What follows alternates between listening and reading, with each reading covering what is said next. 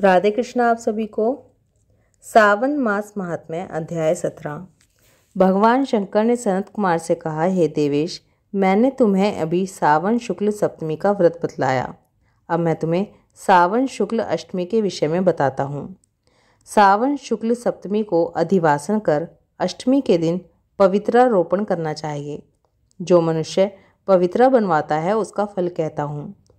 पवित्रा बनवाने वाला यज्ञ, व्रत, दान तथा सब तीर्थापि सेचन का फल प्राप्त कर लेता है, क्योंकि सर्वगता शिवा सब में निवास करती हैं। अतः उसे न आदि व्याधि दुख पीड़ा होती है और न शत्रु का भय रहता है। उसे कोई ग्रह भी पीड़ा नहीं पहुंचा सकता। उसके समस्त कार्य अपने आप सिद्ध हो जाते हैं। राजाओं के पुण्य की वृद्धि करने वाला इससे बढ़कर दूसरा कोई स्थान नहीं है। सावन शुक्ल सप्तमी के दिन अधिवासन करके देवी के लिए उत्तम पुष्प, फल, गंध, सब प्रकार की पूजन सामग्री लेकर अनेक प्रकार के नैवेद्य, वस्त्र, आभूषण आदि एकत्र करें। फिर पवित्रा निर्माण करके पंचगव्य प्राशन करना चाहिए। फिर चरु द्वारा दिग्बली और अधिवासन कर सुंदर वस्त्रों से पवित्रा का आच्छादन करना चाहिए। 100 बार देवी के मूल मंत्र से अभिमंत्रित करके पवित्रा को देवी के सामने स्थापित करना चाहिए। देवी का सुंदर मंडप का निर्माण कर रात्रि जागरण करना चाहिए। अगले दिन सुबह स्नान करके दिशाओं में बलि देनी चाहिए। विधिवत देवी की पूजा करने के बाद स्त्रियों तथा ब्राह्मणों को भोजन कराना चाहिए और दक्षिणा देनी चाहिए। राजा को दृढ़ता के साथ नियमों का पालन कर उसे स्त्री, जुआ, शिकार और मांस का त्याग करना चाहिए। ब्राह्मणों और आचार्यों को स्वाध्याय का, वैश्यों को व्यापार और खेती का कार्य बंद करके कम से कम आधा दिन देवी के ध्यान में अपने मन को लगाना चाहिए। हो सके तो 5 या 7 दिन देवी का ध्यान करना चाहिए। जो ज्ञानी सविधि पवित्रारोपण नहीं करता उसका पूरे वर्ष का अर्चन निष्फल हो जाता है।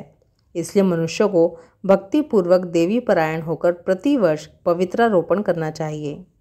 कर्क या सिंह का सूर्य हो जाने पर सावन शुक्ल अष्टमी के दिन देवी के लिए पवित्रारोपण करना चाहिए। इसे नित्य कर्म समझकर करना चाहिए। सनत कुमार ने कहा, हे देवादिदेव महादेव, आपने जो पवित्रारोपण बताया है उसके निर्माण की विधि ठीक तरह से समझाइए। भगवान महादेव बोले, हे सनत कुमार, रेशमी वस्त्र, कुश या कांच से निर्मित या ब्राह्मणी द्वारा रुई से बना सूत होना चाहिए। धागों को 3 गुना कर पुनः तिगुणित करने पर उनकी संख्या 360 होनी चाहिए। 360 सूतों को उत्तम, 270 को मध्यम और 180 सूनों को निकृष्ट कहा है।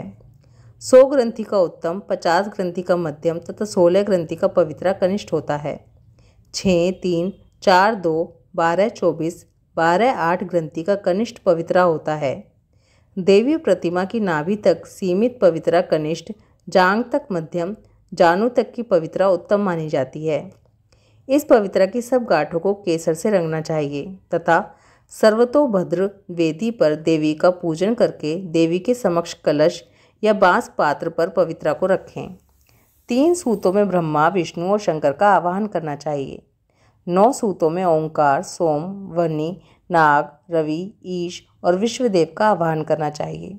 हे सनत कुमार, अब मैं तुम्हें ग्रंथियों में देवों की स्थापना की विधि बताता हूँ। क्रिया, पौरुषी, वीरा, विजया, अपराजिता, मनोन्मणि, जया, भद्रा, मुक्ति और ईशा नामों के आदि में प्रणव लगाकर ग्रंथि संख्या के अनुसार आवृत्ति करके आवाहन तथा चंदन से पूजा करनी चाहिए। इस प्रकार प्रणव द्वारा अभिमंत्रित कर देवी को पवित्रारोपण का विधान तुम्हें बताया है। जिन दूसरे देवों को प्रतिपदा आदि तिथियों में पवित्रारोपण करना चाहिए उनके विषय में सुनो। धनद, श्री, गौरी, गणेश, चंद्रमा, गुरु, सूर्य, चंडिका, अम्बा, वासुकी, ऋषि, चक्रपाणि, अनंत, शिव, ब्रह्मा और पितृ आदि देवों का प्रतिपदा आदि तिथि में पूजा करें। ये पवित्रारोपण प्रधान देवों का है। उनके सहदेवों को 3 तार वाला पवित्रा समर्पण करें। सावन शुक्ल पक्ष और कृष्ण पक्ष की नवमी तिथि का महात्म बताता हूँ।